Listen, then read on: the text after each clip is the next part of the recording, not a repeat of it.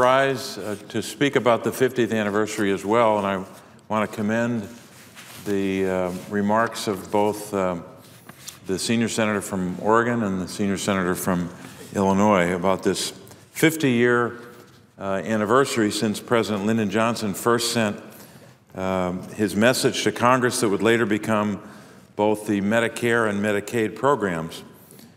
As was referred to earlier, the number of Americans benefiting, 100 million people benefit from these programs, including in my home state of Pennsylvania, 4.8 million people when you consider both programs together.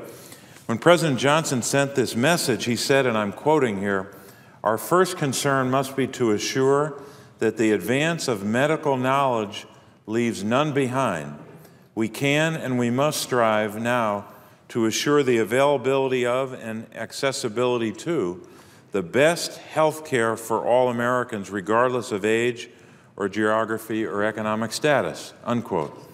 So said President Johnson all those years ago, and how prescient he was, how knowledgeable he was as well to be thinking about that future and to be considering advances in technology and holding all of us to the highest possible standard when it came to health care for older Americans or health care for the poor or for children.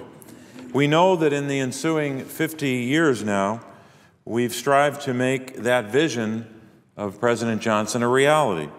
First, of course, with Medicare and Medicaid, and then more recently meaning the last 20 years or so, with the Children's Health Insurance Program, known by the acronym CHIP, C-H-I-P, and then followed by a couple of years after that, a number of years after that, I should say, the Affordable Care Act, which included an expansion of the Medicaid program, providing coverage to millions more Americans.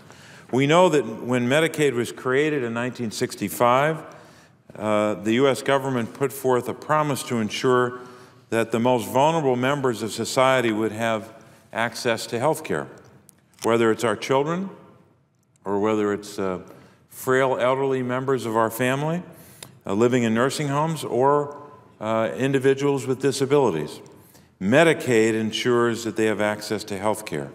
So we have made great strides, and let me quote again President Johnson, quote, "Poor families increasingly are forced to turn to overcrowded hospital emergency rooms and to overburdened city clinics as their only resource to meet their routine health care needs," unquote. Again, President Johnson way ahead of his time in dealing with what was then a problem and still remains a problem, but less so a problem because of Medicaid.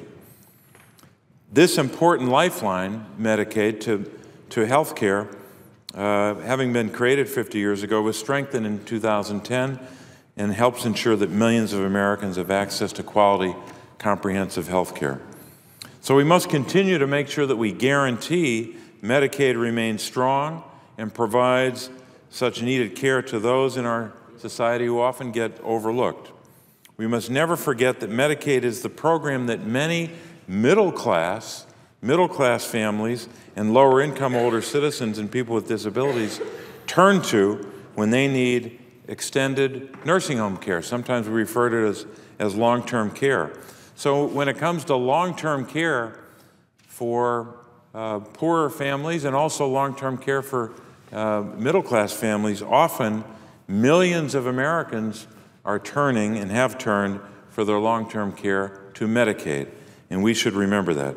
So let us, as we celebrate this 50th anniversary, always ensure that both Medicare and Medicaid remain strong and programs that so many Americans can turn to. And we must do our best to be true to Lyndon Johnson's vision, quote, that the advance of medical knowledge leaves none behind, unquote.